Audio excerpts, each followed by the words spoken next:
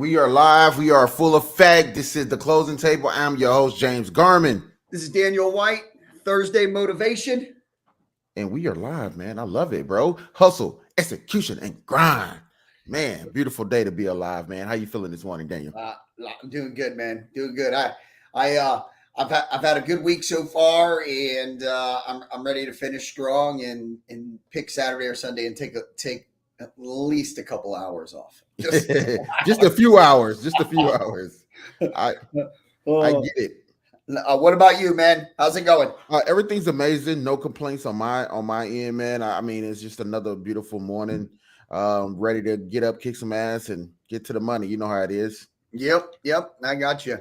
So I'm super stoked about this. I know we always try to go back and forth and what we're going to talk about. And again, today's not a long podcast or anything like that. But when I was sitting there thinking, and I was watching TV and going through YouTube and all that stuff, man, this is just right up my alley, man. This is what I love, to talk about, the why, the motivation, what gets you up in the morning,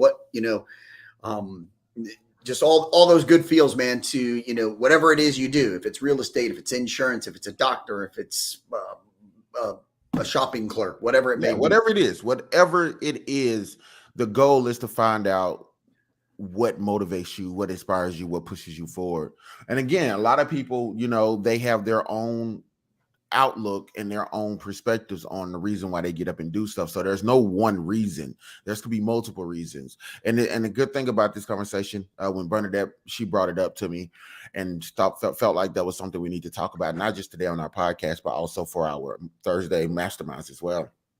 So this helps us segue into that a lot, because a lot of people out there, they have some type of motivation, but motivation is not the key. Motivation is not the key. You have to be inspired first. And if you don't know why you're inspired, then you won't actually get where you're trying to go in life, man. But before we get into that why real quick, just on the basis, I got to speak about, and again, this is... This goes to finance on a lot of the stuff that we talk about. Man, did you hear about the Mormon Church, man, hiding $32 billion in investments? No, I did not. No. Bro, the Mormon Church hid since 1997 through 2009, the investment manager, Insing Peak, the advisor, did not file the required paperwork, laying out all of the holdings. Instead, the senior leader of the faith, which is widely known as the Mormon Church, directed it to use 13 shell companies to file smaller disclosures. The church feared negative consequences from the public, sharing this investment will be by 2018 had grown to $32 billion. $32 billion, bro. Where's the headquarters at? Where's it located?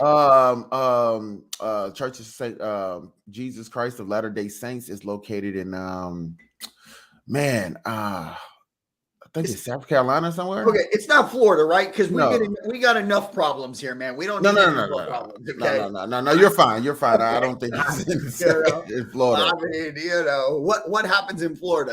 It's like, geez, for everybody else. So good. I'm glad it's some other state and not ours. Exactly right. I mean, but it's crazy though. $32 billion, man. That just goes to show how much money the church system makes, man. That is $32 billion. That's a lot of money, bro.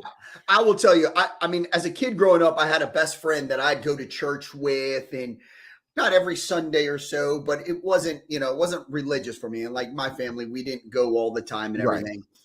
But I've always said, driving by, you look at these massive churches that are being built. Like they have Starbucks and Chick-fil-A's in them. I'm joking. I don't know if Chick-fil-A's in a Starbucks. I think they got Chick-fil-A is closed on Sundays, but they might make special exceptions. Okay, so I'm sure there's a church somewhere that has like a McDonald's or something. And I've always said, driving by, looking at those, I'm like, that's not my style. Like I would rather go to the mom and pop that I see on the side of the road. Exactly. Like their church, and they need a paint job, but they don't have a paint job. I understand. In that big church that has 7 or 8 sheriffs outside directing traffic, I was like, man, there's a lot of money going in there. A lot of money going there. What is it? 5-10% of your salary Yeah. supposed to go back to your church. Yeah. So that's a lot of money every Sunday, four times a week. I mean, 4 times a month. That is just packing in, and then the money that they raise for different things, and that goes to just saying. I'm not saying that the church does what they do. Let me put it like that. The church does what they do. I mean, due to the fact that they are a 501(c), they don't have to pay taxes on a lot of that money. It's a lot of money going through those churches, Can the government say, hey, you have $38 billion here? Guess what? Anyone that's associated with your church is going to get a piece of that. Like, you know what I'm saying? Like that's what they should do. And I want you to do this for me. Take a guess. How much were they fined for hiding 32 billion? Just take a guess. How much were they fined? 10%. Whew, I wish. You told me I'm guessing. I'm hoping, and I'm trying to inspire. What? James, I'm trying to inspire the government to charge them something. Hello, 10% would be what? 32 billion? What? 320 million? Yeah. What were they? $5 million. They was fined $5 million for hiding $32 billion. They were inspired. They were motivated. They knew their why. James, I mean, what do you want me to tell you, right? Like, you know, that is crazy. Thieves can have wives. Yeah, you know? True. That is true. They're totally inspired, true. right? Yeah. Right. He's like, hey, if we make $38 billion and I get fined, I'll take that all day. Man, that is wild. I'll do it tomorrow. Legally, though. Like, you know what I'm saying? And again, I don't even know. You know what? I don't even know what to say. I mean, 32 billion. I would love to have 32 billion in my bank account right now, bro. So you don't? I said I would love to. Well, no, man's no. I wish you wouldn't be here with me. You'd be on your yacht. No, man. I still would be with you, homie, man. We'll still be here telling people how to stay motivated and how to get to the money. The right way. Yeah, I mean, honestly. Okay, so yeah, let's get into it, man. Let's get into it. All right, let's do it, brother. Let's do it. So what? I mean, you sent it to me. The whole why question, right? It's a big question, bro. Actually, it's a huge question. So I'll tell you, I don't have one why. You can't have one why. I do not have one why. I thought about this, man, and you tell me if I'm right or am I wrong. Have you ever been in one of these seminars where there's a speaker there and he or she is going to town and telling you, and then they bring up the question, do you know what your why is? Mm-hmm. And what do you do, James? You're looking at everybody else. Like you're pondering, like, what? Yeah, man, you're like, what are they going to say? Yeah. Like, don't call on me and ask me what my why is. Please don't call. You're like, hi, you do not make eye contact, right? And I think that's a myth. I make straight eye contact with a person so that they don't call on me. I'm like, yeah, look me in the eyes. I know. So you don't know exactly. Yeah. But I have no clue what it is. So, you know, I always tell people when we have conversations outside of the office and we're just, you know, socializing with friends and stuff like that, they kind of ask me what my why is. And I always say, I was like, look, I have one why that is solid. It's written in stone. But then I have another why that is very flexible because things change. Life changes. Careers change. You know, the path to get where you want to go should always be changing, right? Because you should always be learning and adjusting that path to get to whatever it is your goal or your why is, right? That's totally true. That's totally true. Yes. So 100%, James, my why, rock solid, in stone, concrete's poured on top of it. It's never changing, of course, is my family, right? Like, I want to make sure that I leave a legacy for them, that they know that I was always there for them. I had their back. I want to inspire them. And the same goes for my other why as well, but I want to inspire them to be the best that they possibly can. I don't want my family or anyone in my family and my friends to leave anything on the table ever. And I get that.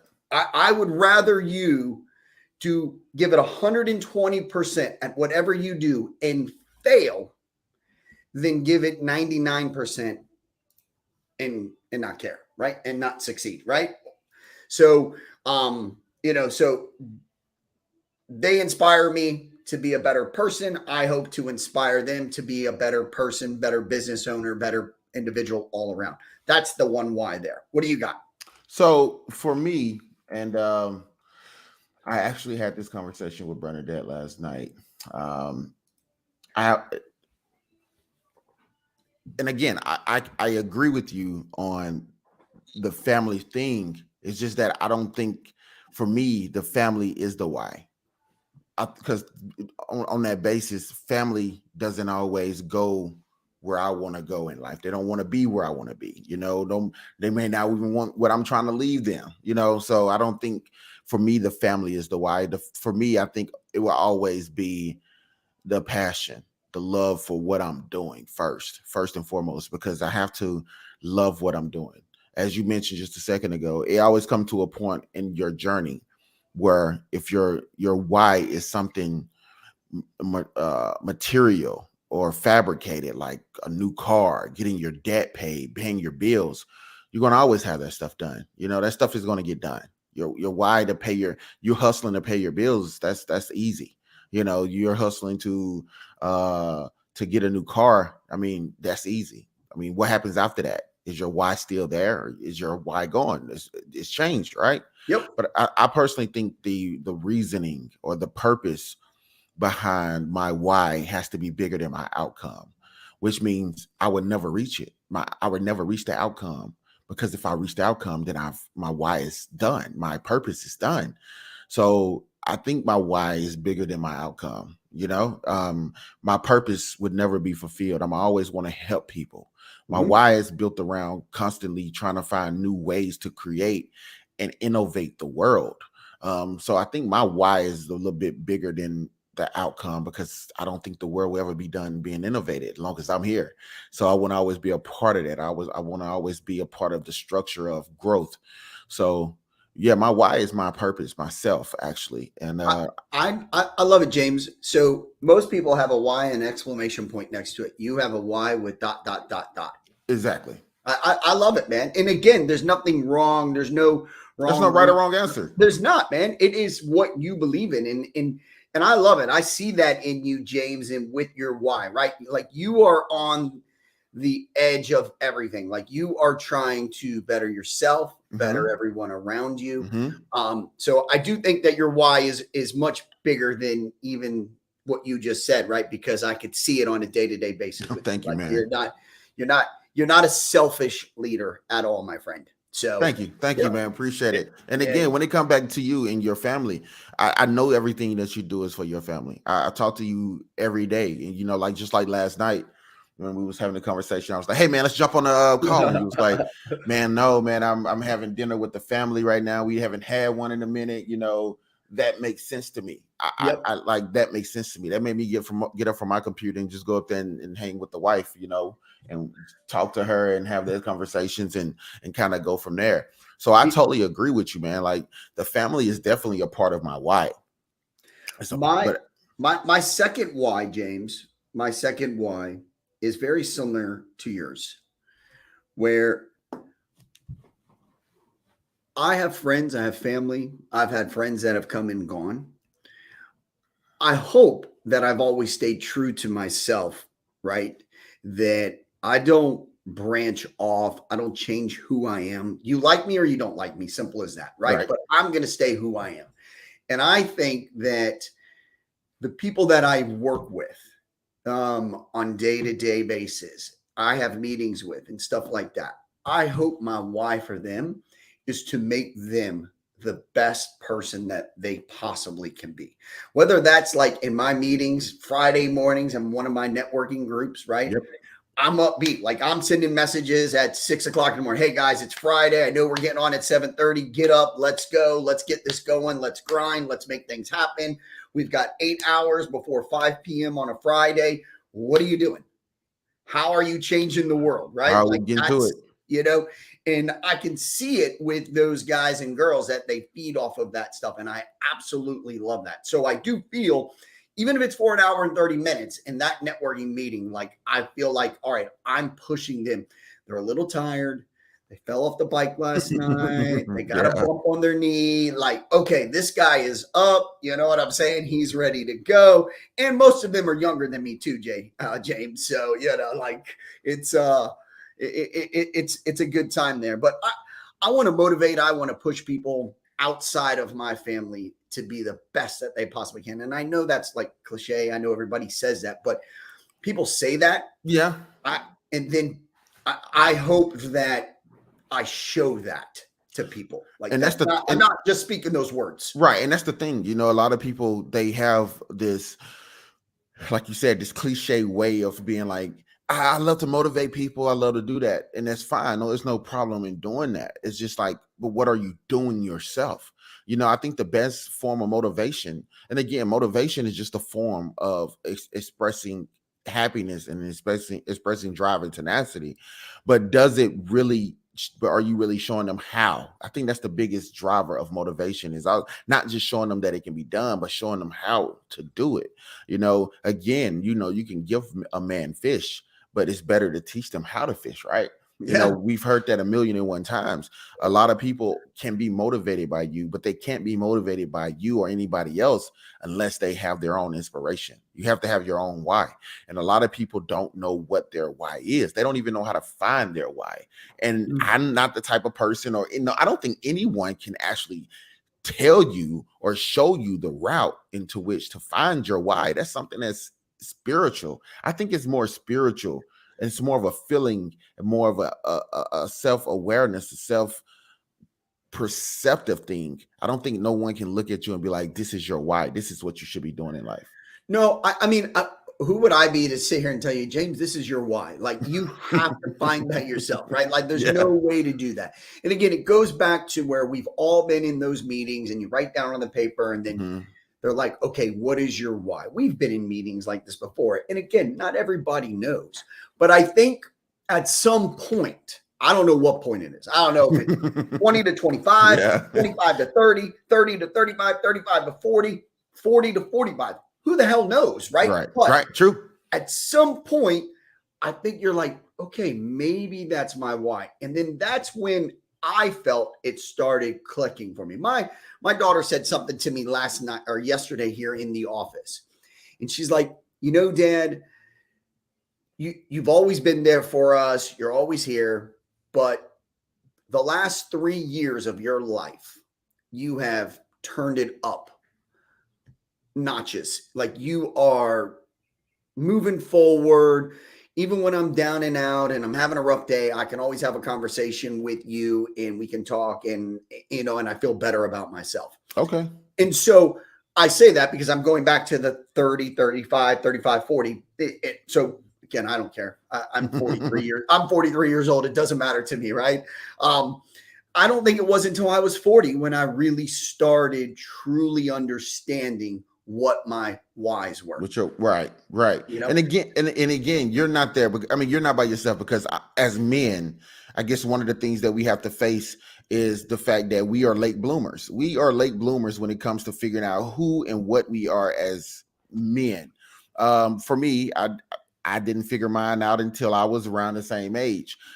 It took that much time for me to experience life, for me to be able to go out and understand what I had to offer to the world. Not what the world had for me, but what I had to offer to the world.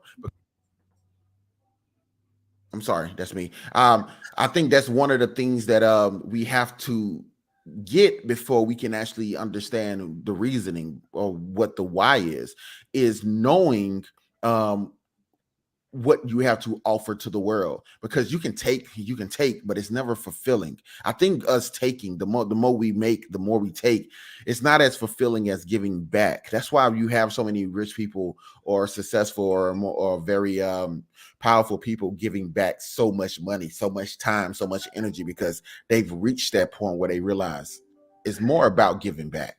No, I agree with you. And I was talking the other day with somebody, and it just happened. It was probably on Monday, because you and I decided that we were going to talk motivation, why, and stuff like that here. Probably Tuesday evening or Wednesday, right? Yeah, something like that. Yeah, Tuesday. And I had a friend kind of come across some bad luck in his household, all of that stuff, and kind of got down on himself. And I could just see that he was kind of like losing his focus and his sights and what he wanted, because he had a plan and he fell off. Yeah. And I gave him the analogy. I said, do you remember like when you were 7 years old and your mom or dad put you on this bike and you rode down the street and you were real wobbly and you fell and it was on this nasty asphalt and you got scratched up and all that stuff. I said, what happened? I was like, you picked the bike up. You may not have done it that day, but the next day you went back, you got on that bike and you learned how to ride that bike. It's the same with life, right? Like you're going to be hit with some crazy obstacles. You're going to be punched in the face. You're going to get knocked down at the knees, but it's getting back up and pushing forward and not losing focus. It may be a little cloudy or a little foggy Exactly. from where that end is, but at the end of the day, you get back up and you succeeded and you learned how to ride a bike. So you can get through this. You can weather this storm right now with this little pitfall and you can still succeed in what you want. And he's like, no one's ever said anything to me like that before. I'm like, well, we've known each other for 15 years, man. Like, I didn't even know it worked, man, but I'm just telling you, like, but yeah, I'm letting you know. I'm letting you know that it's never the end for you. You always have. When you fell off that bike, James, when you fell off that bike, you were scared. You were hurt. You're like, I'm never doing it again. Like your first relationship, and you get broke, and she breaks up with you. You know what I'm saying? The same thing. Like life moves on. Like it's okay. It happens, right? You're here now. You thought it was the end of the road back then, but it's not. And that's the thing. Like, again, it goes back to, you know what, before I even go there, you made a perfect example. One thing I think we do as grown-ups as well is we lose our inner child.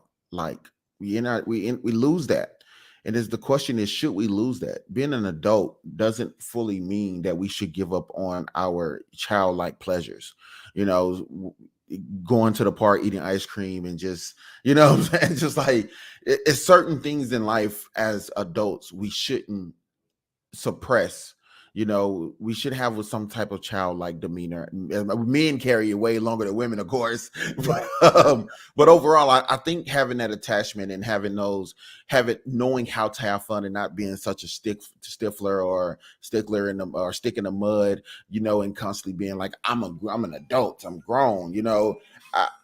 I think that plays a part with people losing their perspectives and their way of thinking and their way of life when it comes to being happy. Because happiness has a huge part to do with your why. You know, your why is more of a happiness driver than anything in the world. And we've like you just mentioned, we've all had our heart broken in relationships. The reason why we've had our heart broken in relationships and we've been so down and out is because we've been so invested into other people that we let other people determine how happy we are or how happy we should be. You know, a relationship shouldn't determine your happiness. Like, I'm not with my wife because she makes me happy. She makes me happy, but I'm not with her because of that's where my happiness is depending on. I found my happiness myself, and I know people heard that before, but if I wasn't happy, I would make her fucking miserable. I'm sorry, excuse my language, but I would make her miserable, bro, if I wasn't happy myself, and vice versa. You have to find your happiness in life so you can make everybody around you, you know, vibrate with that same energy, because you can't expect other people to make you happy in any sense. And that's really tied into your why, because you have to understand your why. Because if you don't, you're just doing stuff, you're miserable. If you're just out here doing stuff, you're miserable. You need to know what makes you happy and what is you're passionate about, because for me, it's giving back and helping other people reach a new level. Yeah. I mean, James, if you were a grumpy old man, I wouldn't be hanging out with you. Right? You know what I'm saying? Like, I don't knowing your wife wouldn't hang out with you neither, right? Like, it's not fun for anybody. And people hang around for a while, right? Like, oh, this person's gonna change, like, if you know a person like that, they are not helping you be the best you. If you're hanging around that negativity, somebody that's just, oh my God, the world's out to get me. I can't get up. I can't get a raise at work. I hate my job. Blah, blah, blah. Like, do you really want to be around that person? Like, if you don't want to be around that person. If you went to McDonald's and that person said, how can I help you? What do you want? right? Like you're not going back there. But hey, Like, hold welcome to up. Like, are you McDonald's. okay today? I'm fine. What do you want? You know, Yeah, yeah, it's exactly. like, Would whoa, you like an dude. apple pie? They're warm right now. Like that's what you want to hear, right? Like that's the stuff you want to hear, right? So Yep. you have to, and it's tough, especially if you have long relationships with people, right? Um, to get rid of that negative energy. But I can tell you, I pretty much can guarantee that if you get rid of that negativity, you stop surrounding yourself around that negativity, you stop listening. Like people around me can talk negative, I'll block it out. My Yeah. wife will say to me all the time, she's like, "Did you hear that?" I'm like, "No, it's wasted energy. I don't care to know about so and so's relationship or what's going on or this. Like that goes in one ear and out the other because that's not what I surround myself with, right? I'm Exactly. always wanting to push forward and make moves, make, like James says, make money moves, right? But um, yeah, I can't associate myself with negative thoughts, negative people. I try to help, and if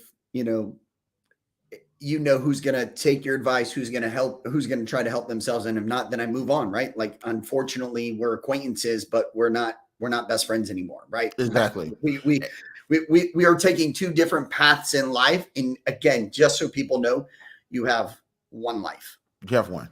You have one. So on that basis, man, what you're saying is that I've been able over the past several years start to decipher friends, and it may sound cruel to a lot of people, but family members, and decipher them and filter those people out of my everyday life. You can get to a point in life where, like for me, my mother's in here, my beautiful mother's in here. She said it took me a while to get where I was trying to go, but I was able to finally find my focus and get there. But once I started my journey, the first thing we all want to do is reach out to our friends, people we grew up with, people that we've been spending a lot of time with, and try to bring them on that journey with you. That's the thing that I had to, wake up and realize, as I just mentioned, trying to help somebody else find their why is not something that is possible. People can tell you what they want to do all day. You can show them that you have a outlet for them to express that and be able to walk that path of that journey, but it's up to them to actually put on the damn shoes, strap them up, and prepare themselves to actually walk it.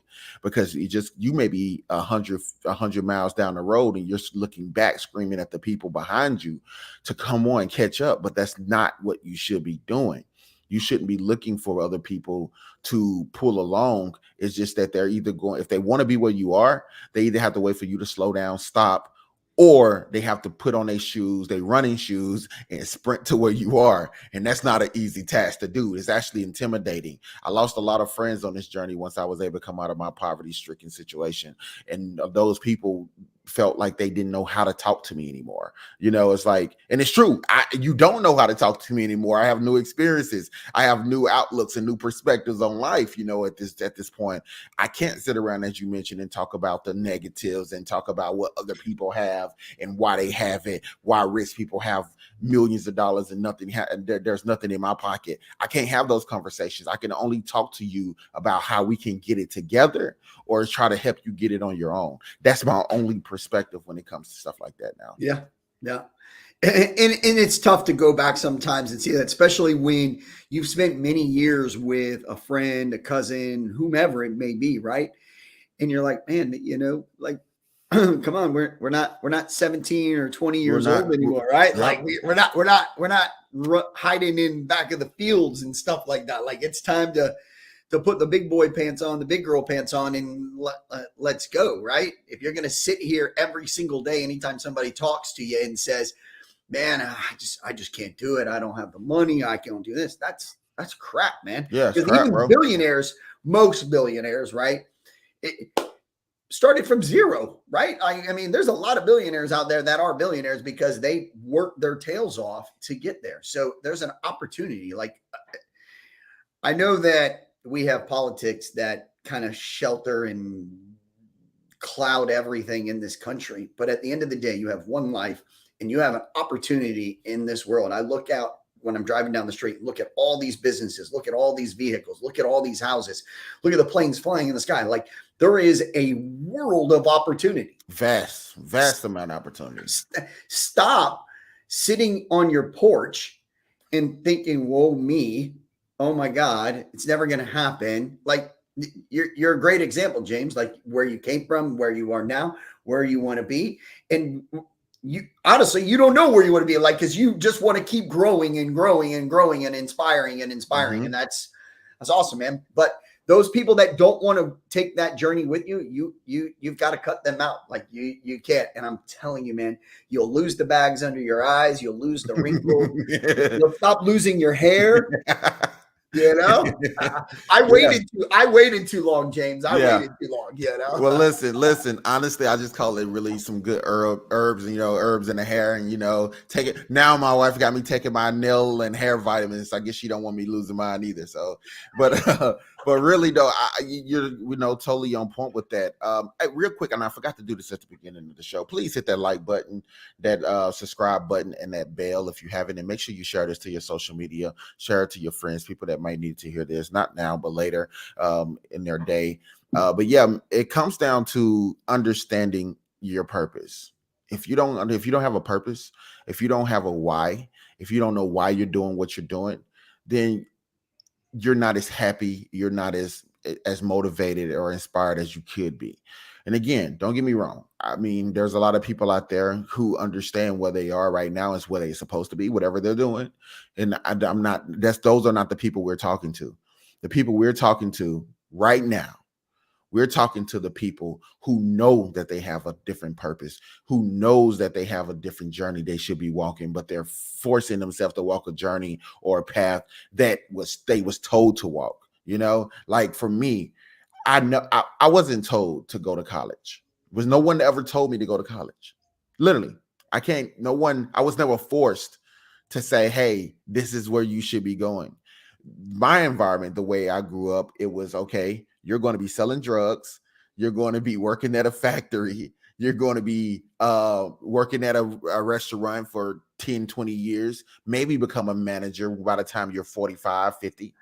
That's what my outlook on life was, but it was something else. It was a small spark and deep down inside of me that told me it was something better. It was something greater for me. I don't know what your journey or what your story is, but for me, there was something that was deep down in my spirit that said, there's something more out there for you. I didn't understand a white collar job. I didn't know what that was. What I thought a white collar job was being, a lawyer or doctor. I didn't know it was being a nice dress real estate agent or mortgage broker, insurance agent, giving people helping people, build their future around stability. I didn't understand that. We used to think that stuff like that, those type of jobs are corny where I come from. Like, you got a job like that, you're corny, bro. But look how much money these people are making. That's the thing no one was telling me. Like, yo, what you mean you're making $8, $9 an hour? This guy over here is making $10,000 a month, So it's a perspective thing. I was hanging around people that gave me the wrong perspectives, since I was a toddler and on up. No, I didn't have those strong male figures around me that wanted to be something outside of a factory worker or a restaurant manager. I never had anything outside of that to show me different. James, again, I know we're going to end the show and everything, but yes. I think that goes to show what we're trying to tell people here is, if you surround yourself around the negative talk, if you surround yourself about the people that say, oh, I can't do that, or why isn't me, or man, did you see James get that car? Did you see so-and-so's building a pool and blah, blah, blah. Like you're without saying it, you're comparing yourself to them, and you're already putting that negative thought in your brain. And that's how you're functioning for the next couple of hours until you forget about it. Like if you take that conversation where people were talking about white collar jobs, right? And everybody was like, oh man, that's what I want. I want to do that. Yeah, that's what I want to do. And you did that for 5 years, James, 6 years, like they're all going to be white collar jobs. They're going to be doctors, lawyers, whatever it may be, right? Yep. But if you just sit there and talk, man, that guy, man, he's gonna be a doctor, or he's gonna be a lawyer. Yeah, I'm gonna be doing this. I'm gonna sell some drugs, or Yep. I'm gonna be working at the grocery store. I'm gonna be a manager there, stuff like that. Like that's what's gonna happen to you. Like you're gonna Yep. fall into that path.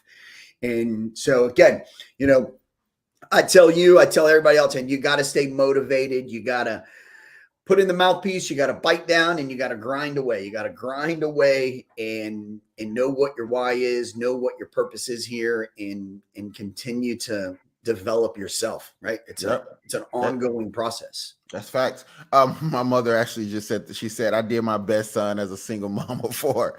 Listen, the reason why I'm here right now in this very spot talking to Daniel is because of my mother, for sure, because she gave me the opportunity, even at a later stage in my life, to actually sit down and focus on what I wanted. You know, most parents most kids, and this is the thing, I was 27 years old when I moved back in with this lady right here. I was recently separated from my wife, ex-wife. I'm sorry, not my current wife. I'm sorry, my ex-wife. I'm sure I define that.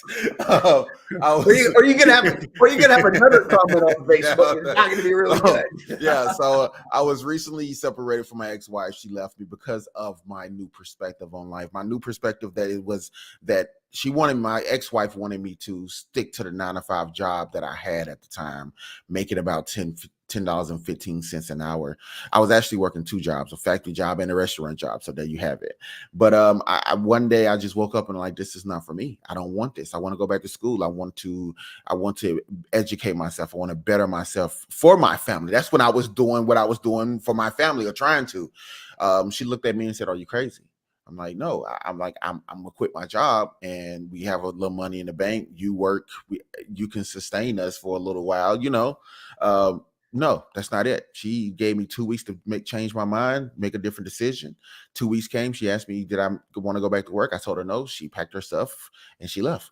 And I moved in with my mother. I went to actually have a conversation with my mother. I said, "Ma," and she can testify to this. I said, "Ma, listen, I just need time to finish my degree. All I had was like 3 semesters left to finish. I said, I just need time to finish my degree, and I'm going to change my life." She looked at me and she said, "As long as you stick to school, you can live here rent free. Rent free. Just do what you say you're going to do." And that's that's the realest conversation I ever had with my mother when it comes to me sitting down and let her know my future, my goals, my plans. And I stuck to them. Now I'm sitting here as a college with a college degree. I'm sitting here, you know, as a person who is successful in his own right, in his own business. I'm a CEO of multiple companies right now. You know, I work with profound people like Daniel, and you know, our associates that we work with. I've been able to grow myself over the past 10 years way beyond my own perspectives. My goals were so small because I was never able to create goals. You know, I was never able to create goals because I never seen life outside of the day that I was living in. But now I have a reason, I have a purpose, I have a why, and that keeps driving me every day. And the woman that I'm with now wants me to succeed. So she pushes me every day to do my best. And she's the most supportive piece of success that I've ever accomplished in life, because she's constantly telling me, "You are an amazing man. You are an amazing person." And that keeps me driving. Her, my daughter, my mother, who's here now, people like you, Daniel, like we are going to succeed and keep succeeding because of our perspectives now that we have on life. James, I think we should end the show right there. Joyce is probably in tears right now, okay, because of that.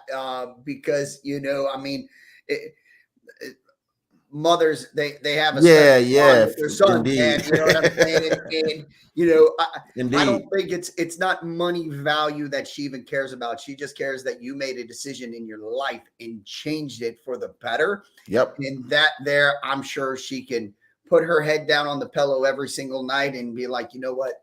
James has got his head on his shoulders. It's not falling off like a lot of people's heads are falling off their shoulders, right? So Indeed. Indeed. I love it. I'm not even going to bring up my mother, my grandmother. Like that was like I almost came to a little tear, right? Like because I get emotional about that Yeah. stuff, man. But I could see the passion, and you know, it's good to know that there are people out there in this world that that do have a heart. And, if you need someone like James's mom in your family, where you just need to go and have a talk with them and ask them for a little bit of help, there's people out there that will help you. They will Yeah. indeed. Well, that's the show, man. Again, I appreciate everybody tuning in. Make sure you share this to your social media. Make sure you hit the like button, the subscribe button, and the bell if you're on YouTube. You can always hit the follow button on Facebook. But we appreciate everybody who tunes in every Monday and Thursday to listen to me, Daniel, rant about our success, and hope to help you get to your success and find your purpose in life. Until next time, we see you Monday at 7:45 a.m. And yeah, listen, have a great one, everybody, and we'll talk to you all later.